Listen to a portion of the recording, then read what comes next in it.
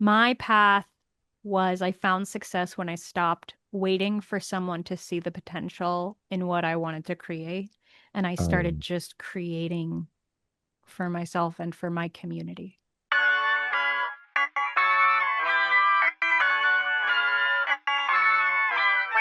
Hello, and welcome to the Culture Beats podcast. I'm your host, Chris Bournet.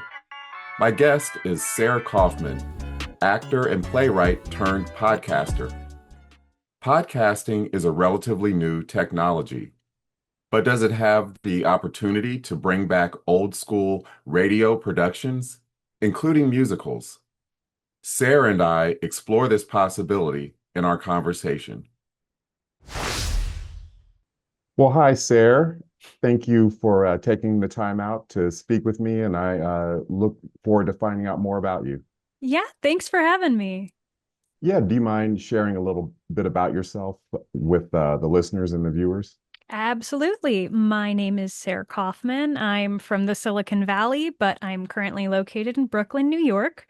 I am a musical theater writer and performer doing their best impression of an executive producer for a flagship project called The Reality Shaper, a musical podcast, which is a D&D inspired fantasy musical told in an episodic audio drama form. So think 11 30-minute musicals, essentially, all telling one longer cohesive story.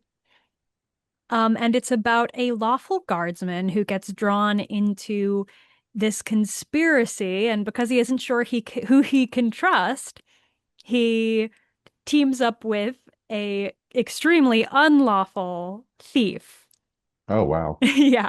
And so it's sort of like if buddy cop and enemies to lovers had a queer love child and then played D&D. That sounds really cool and very original. Oh, do we? Yeah, well, you just got nerd bingo, that's for sure. So I was reading your bio and kind of got a Hmm. little bit of a sense of the origin of the podcast, but can you kind of talk about what inspired this very unique idea? Absolutely. In 2020, mid-pandemic, I was completely unemployed, and my friend Chloe was running a D&D game. I decided for Chloe's birthday to thank her for running this game that was keeping me going through this time that was really hard for a lot of people, that I would write out my character's backstory, thinking Hmm. this will be a fun 4,000, 5,000 word little gift for Chloe, whatever. Anyway, I emerged 7 days later with a 63,000 word novel. Wow. Which And that's not a novella. I mean, that's a no, novel. Yeah. it's a novel by by standards I think 50K is like the novel standard. But anyway, Yeah. yeah, but I'm not a novelist. Despite the evidence to the contrary, I am a musical theater writer. So pretty much the second I sent it to Chloe, Chloe was like, reality shaper musical when? And Wow. I Wow. was like, well, it's a 63,000 word novel.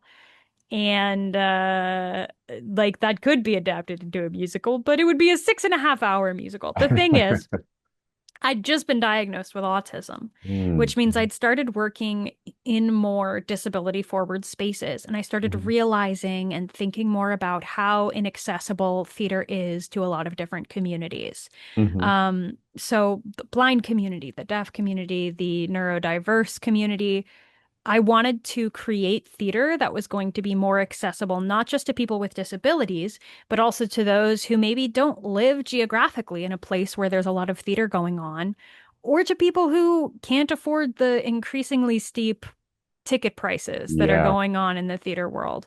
Yeah. So I started thinking about 36 Questions, In Strange Woods, these musical podcast projects that had come before. And I was like, what if we took this concept and instead of making a musical that's a podcast, and Hmm. instead of making a podcast that's a musical, Hmm. we made something that truly was a blend of both art forms. So it's almost like Crazy Ex-Girlfriend meets a 20-sided tavern. Like, I Sure. mean, there's no improv, but So um it, oh, sorry, go ahead. yeah, no, so that's really how it came about because I was like, well, if I'm inventing my own kind of genre of what a musical podcast can do, then it can be 6.5 hours long. Wow. Now, I have to admit, I mean, despite being the host of the Culture Beats podcast, I'd never heard of a musical podcast. So is it sort of Oh, like what, really? yeah, what is it sort of like what radio shows used to be? Like I know that I Love Lucy started out as Sort a, of, yeah, sort started of. out as a So radio show. Yeah.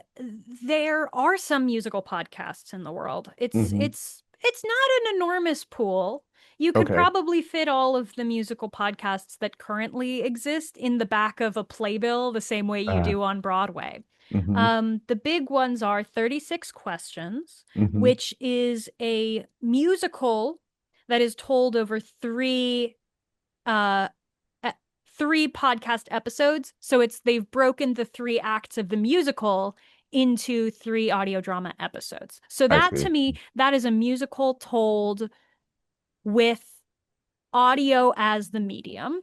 Okay. And then you have In Strange Woods, which is one of my favorite pieces of media. I highly recommend if you're looking for a musical podcast to get into In Strange Woods.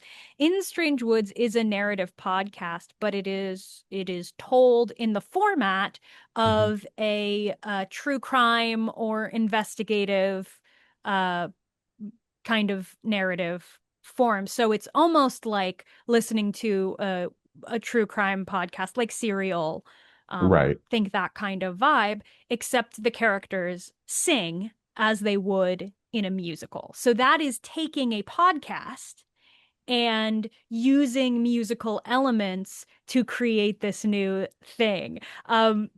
I what I'm doing is sort of standing on the shoulders of In Strange Woods. I'm trying to take musical theater writing craft and Hmm. apply it to an episodic audio drama form. So I really truly would identify this as an audio drama slash radio show is the word that people use a lot, but it's not syndicated. So I'm very cautious to not step on any radio toes.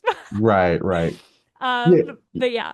Yeah. So audio drama, Hmm. that kind of that term kind of makes sense to me because I know, like, for Correct. example, Audible and other audiobook Hmm. formats have started. Like, for example, there are audio sitcoms. Like instead of a sitcom that you would watch on TV, it's like a produced audio play that Right. you just have.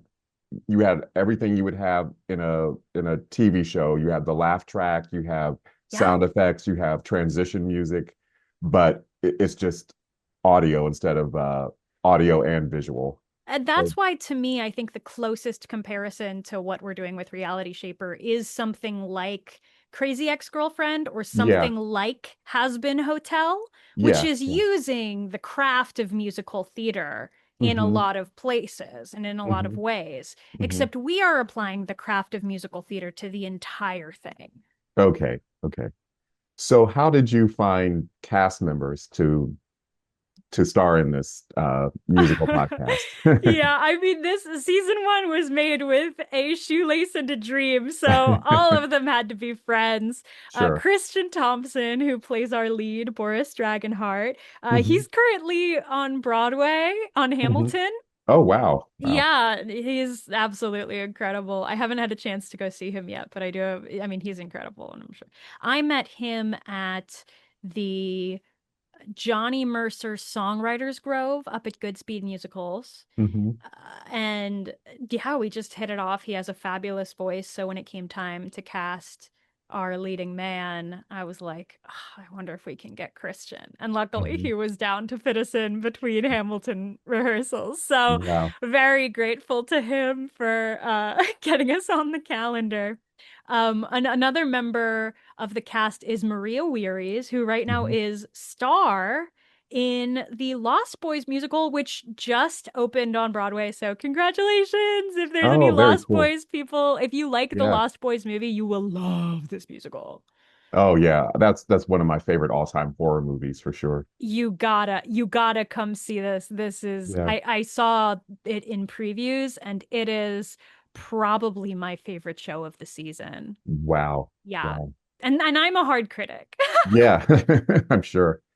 So how much of a heavy lift was pulling off season? I mean, did you do the like write the book, the libretto, as they call it, the storyline, Oh, as well as yes. the music? Well, you'd already written a 62,000 word novel, so all you had to do it, well, not all, but I mean, Oh so you yeah, just simply, I'm lucky enough to be surrounded by in my community, just surrounded by some of the most fantastic composers and yeah, writers. yeah. So everything about this project was a collaboration. Well, except for the novel. The novel I wrote in a week, but Yeah. everything about the podcast itself has been a collaboration with different people who I deeply love and respect, and it Hmm. wouldn't and couldn't exist without them. Um, but yes, so first we spent years writing, Hmm. and then we went into production and got most of the yeah, so it's been a whole journey. We've been Journey, working yeah. on this pretty much since 2021, so it's been yeah. I would imagine doing a musical podcast, one challenge is that when you're developing a show for the stage, you can workshop it and have Mm-hmm. previews where you present it to audiences and you see where the laughs are and does this Mm-hmm. line work, and should we take this section out or move it around? Was it hard? Was it hard producing a musical podcast in which, or do you have an audience? I mean, like a studio audience, like, or is it just, Oh, no, no. yeah? So you don't really have that immediate feedback from a live audience. No, but what I do have is I started posting songs from the Okay. project on my social media. Oh, And okay. I saw which songs were getting a lot of attention and which songs Hmm. were getting a lot of love. One of Hmm. them became one of those TikTok sounds a few years ago. So Oh, that was a cool. lot of fun. Uh-huh. Um, and I saw which songs weren't hitting exactly how we wanted them to. And that to Hmm. me was a great indication that that song needed a rewrite. But you're Okay. absolutely spot on in the fact that when it comes to the larger piece, Hmm. it was difficult, if not impossible, to workshop that. We had some table reads in a few different situations. We were never really able to get through the entire Oh, season in one sitting, so we would then have to split it. Um, but this goes back to that incredible community of artists that I'm lucky enough to be a part of through the BMI Musical Theater Writers Workshop. yeah. Like the feedback that I get from them is so spot on and so useful. And at the Johnny Mercer Songwriters Grove, where I met Christian, there was a dramaturg named Rose who did Mm. take the time to read through not just our outline or our pitch, Mhm. but the entire season as it existed and give us feedback on that. So I've just been lucky to find people who are willing to provide feedback on different sections of it. Yeah. Did you direct as well? No, it's a good question. Arguably, we like the role of director has been split between a few different people. In the room, you Sure. absolutely give notes. You say, "Can you give it to me a little bit more like this?" Hmm. I know Hmm. you're not supposed to give a line reading, but can I give you a line reading?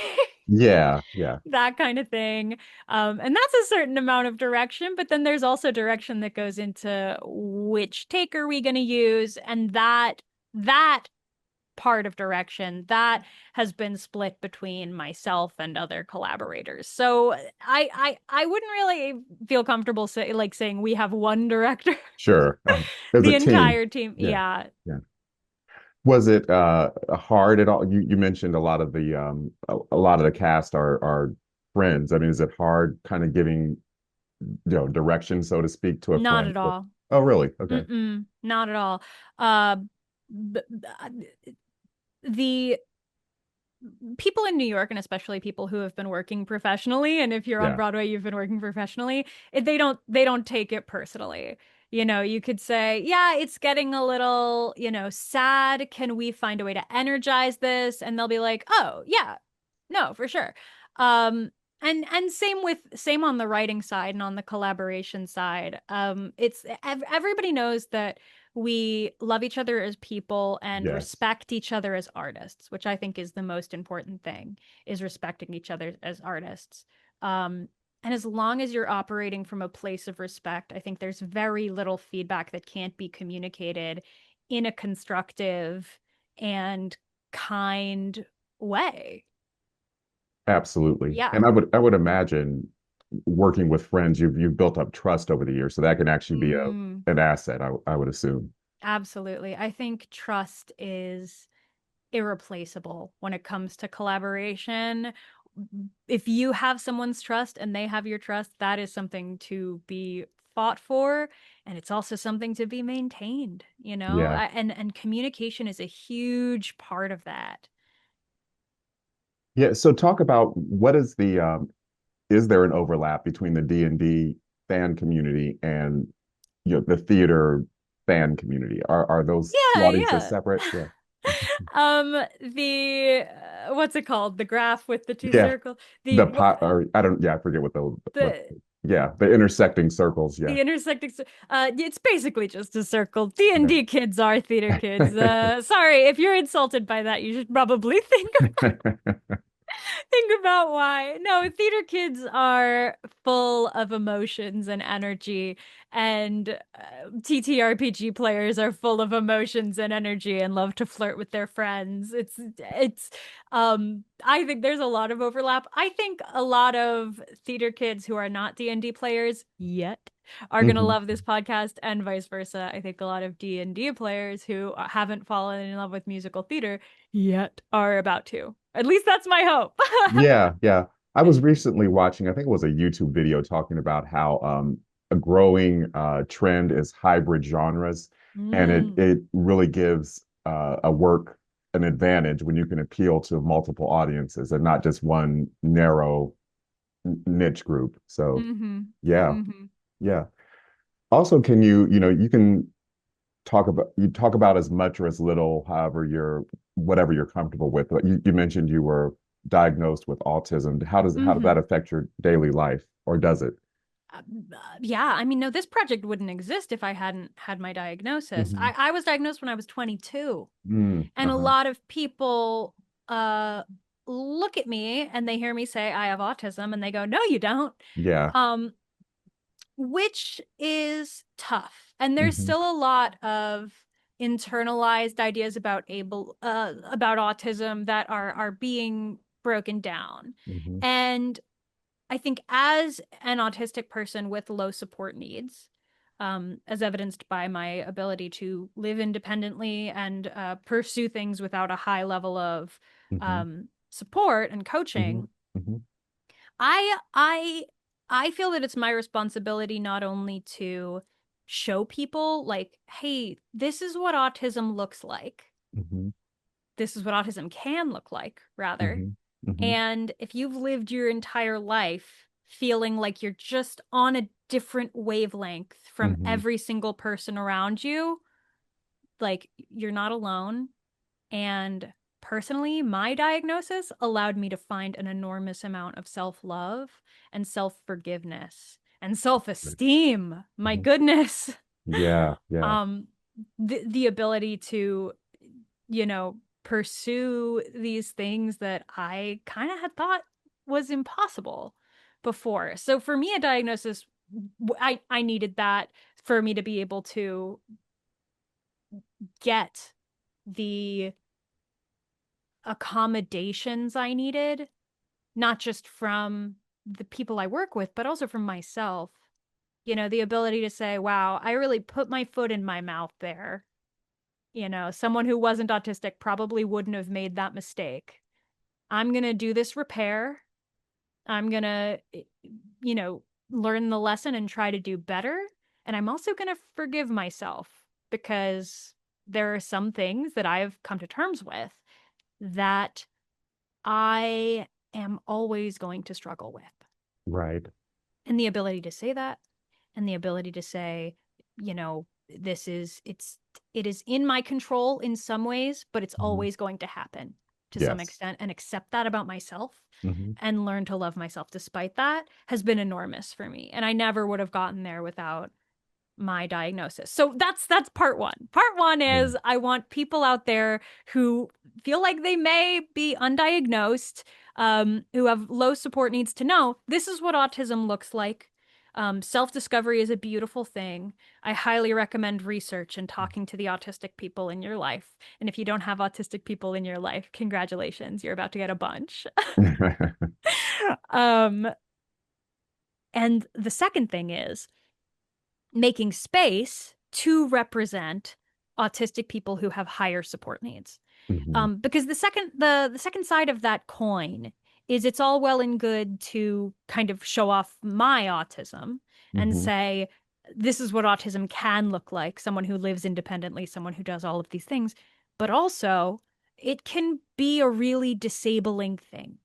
And there are people who are never going to be able to live independently. Sure. And there are people who are going to struggle really hard their whole lives. And it's really important that those people also have a space to be heard and to be represented. So it's two things and Yeah. everything in the middle. Yeah. Yeah. And the good thing is, it seems like in the past decade, awareness of autism and that it's a spectrum, that it's not just doesn't just manifest in one way. Seems like a lot more people are aware.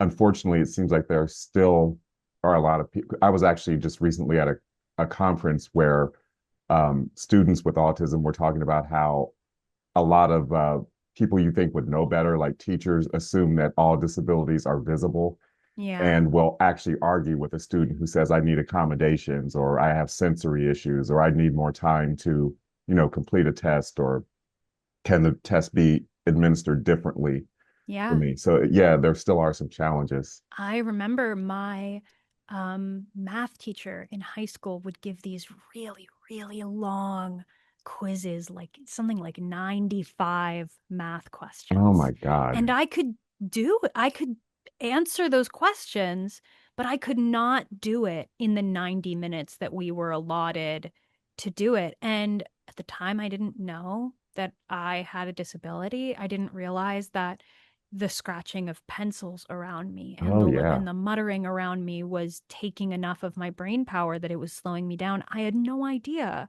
that Hmm. I required an accommodation, and that's how I found myself after every midterm, after every final in that class, sitting there well into lunch crying, Mm. poring over these questions that I knew the answers to but didn't have time to finish while the teacher was like berating me because I was supposed to be done 30 minutes ago. That's what I mean when I say it's so important to be diagnosed. Um, there is this idea out there still that getting diagnosed is going to limit your like professional opportunities. Sure. The opposite has been true for me. The ability to step into autistic spaces and assist with accessibility and Hmm. accommodations Hmm. has broadened Hmm. my professional skills. Oh, that's great. Hmm. Right. So, and I've been paid, like, I spent $2,000 to get this diagnosis, and I have made at least twice that Wow. just just because I got this diagnosis and I learned professional skills and was able to represent myself as, hi, I am a person with autism willing to offer help with this. Wow. Yeah. And can you talk a bit about the intersection of autism and the queer community? The term intersectionality Oh, yeah, has come up in the past decade. Can you talk about how those two, queerness for sure. and autism, affect your life? Yeah. Yeah. Well, I identify as non-binary. Hmm. Hmm. Um, and I prefer they them pronouns, but I Sure. don't care. I don't care that much. Um, and well, interesting story. I started identifying as non-binary because of D&D. Oh, okay. I identified as a woman. I'll put an Hmm. asterisk there for later. Okay. And then I made up this D&D character and I created everything about them. And then I got to the character sheet part where it was like, now write in the gender. And I was like, huh, I don't really feel like this person's a man, and I don't really feel like this person's a woman. I feel like they're just an elf. Mm, So uh-huh. I just didn't put a gender, Mm-hmm, mm-hmm. and it made sense for that character. And then at some point, months into that campaign, I woke up and realized, wow, I'm a lot happier being perceived as not a woman. Mm-hmm, mm-hmm, Interesting, mm-hmm. interesting, interesting.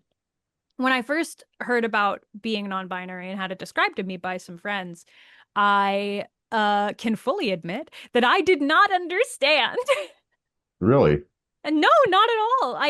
Because you hadn't yet, you didn't have the self-knowledge, or why do you think that is that you didn't understand? I didn't understand because in my head I was like, doesn't everyone feel like that? Like, Oh, okay. don't we all feel like that and just perform woman anyway? Like, what do Good you point. mean you're just opting out? Yeah, yeah. Like, yeah, it would be great if we could do that, but what? So I did not understand because I was uh like everybody feels that way. Why do you? And then I slowly came to realize that not everyone feels that way. Sure. Some people do actually feel like woman is not a performance, like man is not a performance. Like that is a part of their identity.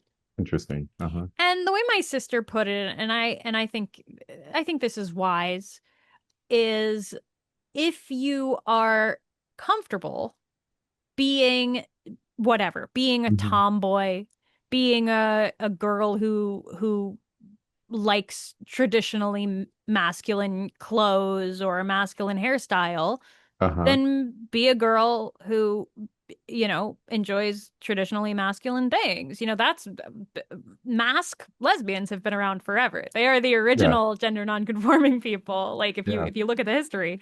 sure. Um, but if the label and the title of woman, if you don't feel like you can perform socially or you're not comfortable being that, then that is that's what makes it. But it's different for everyone.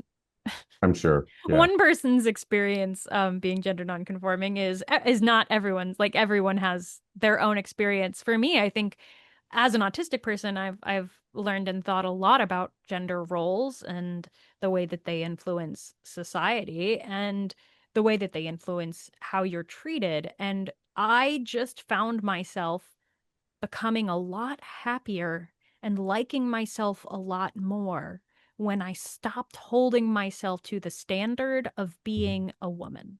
Hmm. Okay. When I was able to look at myself in a way that was being a person.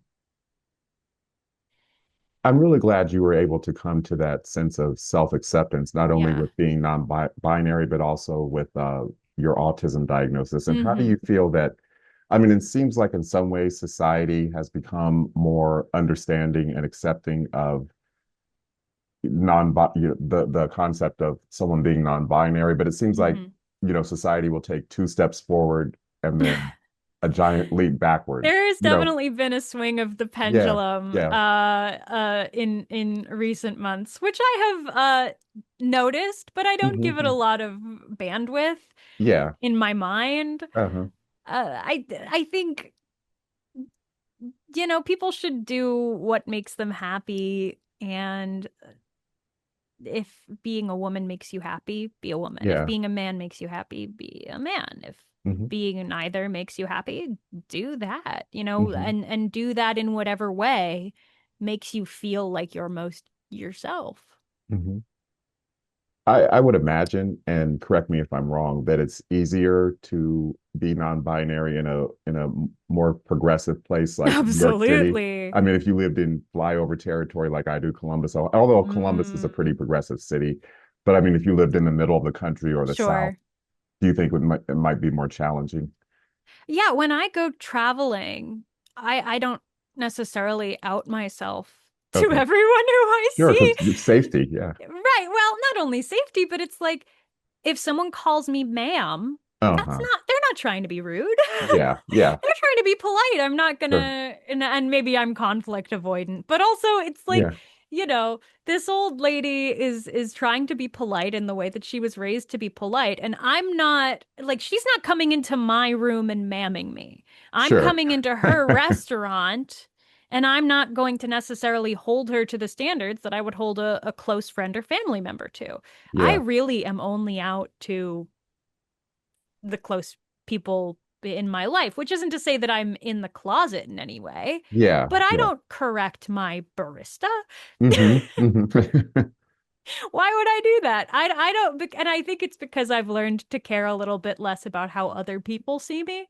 Sure. And for me, being non-binary is about how I see myself and about how my community sees me. And that's And who it's important to me understands who I am. absolutely. And you also mentioned the whole issue, when we were talking about your autism diagnosis, the whole issue of bandwidth. It's like Mm. you have to kind of, in order to Pick keep your it. battles. Yeah, Yeah. yeah. I mean, like, for example, I have a unusual last name, Bornay, but most people make up their own Oh, pronunciation. I would have gotten that so wrong. Yeah, Yeah, no, but like you said, I'm not going to correct someone that I'm going to see. This is the only time in life I'm going to interact with this exactly. person. So why am I going to take my precious energy and correct them when I'm never going to see them again? Right. And Yeah. I think it also, for me, it takes the power away from Yeah, people who will use things like misgendering and dead naming to try and get a rise out of you. sure. Like, I'm kind of like, okay, Yeah, yeah. Don't say take the bait. whatever you want. Yeah. I really genuinely don't care that much. Now, I will caveat that that isn't to say that non-binary people who do correct their waitress or do Uh-huh. correct, Hmm. their barista or, a stranger, that they are not well within their rights to do so. Absolutely, you should do whatever feels affirming to you, but this is how I exist in the world as a queer person. And I think a lot of autistic people do end up being trans or non-binary because gender really boils down to a role that you're performing in society. Hmm. Hmm. And I do want to acknowledge there is well, I don't want to get too far into this, but people who are assigned female at birth, Hmm. they are going to have experiences that align with femininity, that Yes. align with being a woman. Heteronormativity. Yeah. Yes. And Yeah. similarly, people who are assigned male at birth are Hmm. going to have experiences in Hmm. life that Hmm. align Hmm. with being a man. Sure. And uh, there's a lot of discourse about this, but I think being trans and being gender nonconforming does not uh uh, free you from needing to break down your own internalized sexism, Hmm. right? Yes, absolutely. Yeah. Like my identity does not mean that I get to like swing completely to the and be like, oh, women suck. And actually, it's interesting because since no longer identifying as a woman, I have become more aware of women's issues Interesting. because I've become just more. I think it's when you're part of a group, you feel like you don't need to research their issues as much or something, or maybe that's just me. Yeah, no, I know, I get what you're saying. Like Yeah, there's more of a maybe more of a curiosity because you feel like kind of exactly. not exactly an outsider, but more objectivity maybe. No, I mean, I think outsider isn't an incorrect Hmm. term, but Hmm. I consider myself an ally. Yeah, yeah. Yeah. Do you mind if I ask where did you grow up? California. Yeah. Okay. Your What? coastal elites. Yeah. But I mean, I'm sure there's small towns in California. Oh, yeah. Well, I grew up in the Silicon Valley. Okay, okay. But I mean, I've heard even in New York, I've heard like Long Island is pretty red. Oh, yes. So I Staten mean, Island. You don't even have to go that far. oh yeah, yeah. So I mean, no place is going to be all one what's the word? Ideology. Right. Yeah. Right. So I kind of wanted to kind of go back a little bit to you being a musical theater professional. What got you interested in theater? oh gosh, what didn't? It was finally a space where somebody told you what to say and how to say it. Like, I don't know, anyone who's autistic listening will completely understand what I'm Yeah, talking about. It yeah. is finally a space where someone tells you what to say and how to say it. And Hmm. then usually there's a happy ending. Um, for me, theater was a microcosm of life. Mm, uh-huh. You try and say the best thing you can, the best way you can, and you hope that there's a happy ending. And in theater, you know you're saying what you need to say, the way you need to say it, because the director tells you how. Yeah. And then usually it ends okay. Right, right. Was there a show that was formative that you saw that show and was like, "Oh, I want to Yes. do this for a living." Yes. Uh-huh. There's a few. I'll tell you both of them. Okay. When I was little, and my mom loves telling this story, we would come to New York to visit family Hmm. every Christmas, like for the winter holidays. And my mom every year would try and take us to see a show, sometimes two. Hmm. And this was the year of the producers. Oh, wow. With Nathan Lane and Yes, with Matthew Nathan Broderick. Lane. Yeah. And I love Nathan Lane. He's I amazing. Yeah. Timon in The Lion King was my Oh, yeah. favorite character in anything for years. Yeah. For years. And Nathan Lane was just my absolute idol. Um and so we were running late. We were rushing through the streets of Manhattan. It was crowded, it was loud. I was 7 probably. Uh-huh. Uh-huh. I was sobbing. I was completely overstimulated, although of course I didn't have the words for that yet, so they thought I Right. was just having a tantrum. I was sobbing and crying and very unhappy, and then we got into the theater. Everything was quiet, and up comes the curtain, and then there's dancing and there's singing and there's Nathan Lane and this voice that I know. Mm. And for me, that was just like, it was just like magic. But for years, my mom would look back on that story. When I told her I wanted to move to New York, she was like, I don't know. Like when you were little, you couldn't handle it. It was too loud for you. And she was just trying to protect me, right? But I did have to sit down with her and be like, Mom, I am an adult now. And I own noise canceling headphones. Good point.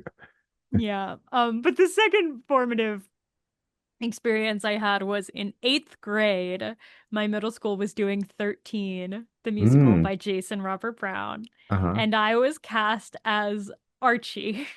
Oh, okay. It was my first leading role, and I loved the music. I loved the story. It was just exactly the right story for me at that Hmm. time when I Hmm. was 13 years old and had Hmm. just completed my bat mitzvah. Like, Mm. oh, that was huge for me. What was your path to becoming a professional? Did you take classes? Yeah. How did you get into the industry? Yeah. Yeah, yeah. So for college, I studied performing, and I was lucky enough to have a class with Barbara Anselmi, who wrote Hmm. It Should Have Been You, if you're Uh-huh. familiar. And she took me under her wing and decided to mentor me in musical theater writing. So for the second 2 years of my 4 year degree, in addition to my performing arts BFA, I was studying musical theater writing as an independent study under Barb. Hmm. And Wow. then I graduated. I got into the BMI Musical Theater Writers Workshop. That I did the 2 year program there, and then I was admitted to the Advanced Writers Workshop. I also did the Johnny Mercer Songwriters. Wait, right, not the Grove, the other one. I did the Johnny Mhm. Mercer Songwriters Project. I think that's what. Yeah. Wait, there's a poster for it behind me. The 18th annual Johnny Mercer Foundation Songwriters Oh, Project. Yep. cool, cool. And so I want to respect your time. I just have two more questions No, for you. hit me. Yeah. Yeah. So what would your advice be to young people who are like yourself, that are passionate about theater, that have caught the bug. They want to do live theater as a profession. What is the? I know everyone's path is different, but has the path changed? Is it still the same path of moving to New York and auditioning for every show that you can, or should you try to post a lot of stuff, skits and songs to social media, TikTok, and reels on Instagram? What is a path to break into musical theater? There are so many paths. There's you could absolutely do it the traditional way. Yeah. I know plenty of people who just come and start auditioning. My path, and this is I can really only speak for me. Hmm. My path was I found success when I stopped waiting for someone to see the potential in what I wanted to create, and I started Um, just creating for myself and for my community. that's very My powerful. philosophy is if you build it, they will come. I don't know what Yeah. that's a reference to. I know it's a thing people say, Yeah, but yeah. I have found it to be true. If you put your passion and your heart into something, that will attract the kind of person you need to Hmm. turn an idea into reality. Hmm.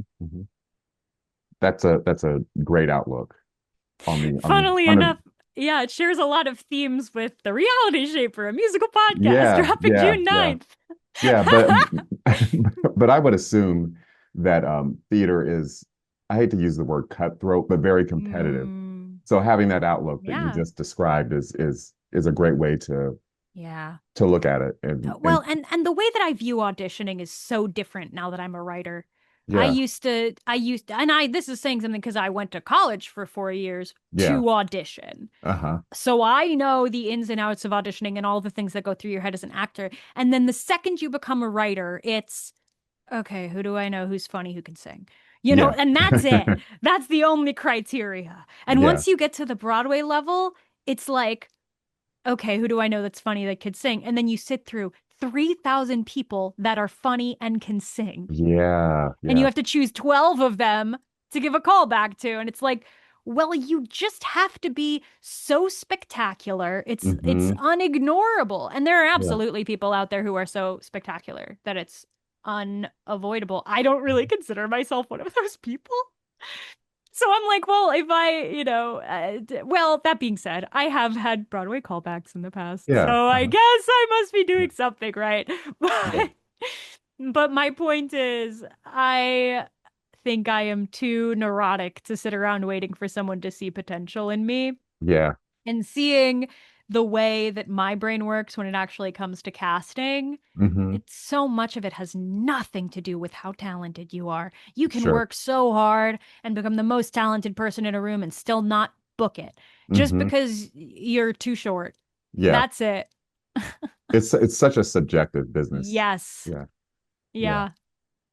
And the I guess the closing question I have for you is, what do you think is the future of musical theater? I came across a YouTube video recently where it was Mm. very pessimistic. It was talking about how a very small number of companies own all the Broadway theaters, and that's why Mm. you see all the revivals and all the reboots and all the, very, very little original content and very little risk taking, even less than there was in the 70s when, there was stuff like Hair and people were being nude on stage, and Rocky Horror Picture Show. It doesn't seem like there's a lot of risk taking because the cost of staging musicals is so expensive. Right. And then who knows if a producer is going to make their money back. So Yeah. what do you think the future of theater is in No, I mean Broadway? it's Yeah. yeah, no, it's I think it's happening in a lot of industries. I think film is seeing a lot of this as well, where producers are just not willing to take risks on original work, Yeah. but consequently, small indie creators, Hmm. like we were talking about Has Been Hotel recently, Oh yeah. Yeah. um, who are creating original work, it is making room for Hmm. people to be discovered because these smaller creators who are working with lower budgets and smaller teams and aren't connected to big corporate machines, they are supplying original work for Yeah. uh, an audience that is hungry for original work. So rather than finding a big old company which I did try, I made a Hmm. pitch deck, I talked to Spotify, Hmm. rather, eventually I just got sick of waiting. And Yeah. rather than waiting around for a big company to see the potential in my original story, I was just like, you know what? People see potential in my original story. So I'll just make it myself. I never endeavored to be a producer. And frankly, it's like if I could delegate that to someone else, I'd love to. Yeah. Yeah. But until such a day comes that I have the thousands of dollars it would take to outsource that job, it's gonna be me. Yeah. Yeah. Well, kudos to you, Sarah, for taking the reins and taking charge of your own fate and Well, creating thank you. opportunities for other people. And I look forward to listening to the Reality Shaper podcast. And you said it debuts June 9th. June 9th, 2026. Great. And if you're listening and you're in the New York area, Hmm. we have a launch concert going on June 8th. Oh, It's cool. the nerdiest thing going on this Pride Month.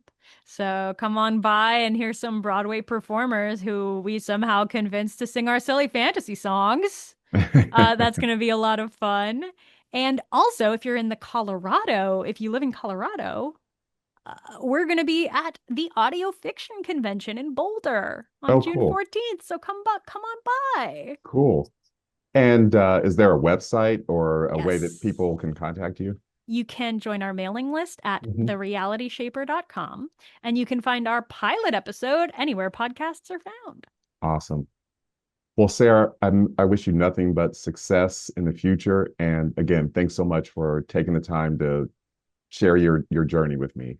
Thank you for having me. Yeah. If you like this video, please leave a comment, share it, and subscribe to my channel.